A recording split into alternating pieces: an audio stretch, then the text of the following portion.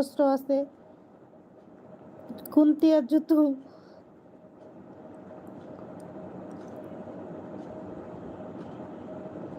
তাহলে তো তোমার আম্মু অনেক ভালো। হ্যাঁ, সবার আম্মুই অনেক ভালো, সবার ভালোর জন্যই বলে আম্মুরা। আম্মুরা কখনো তাদের সন্তানের খারাপ চায় না।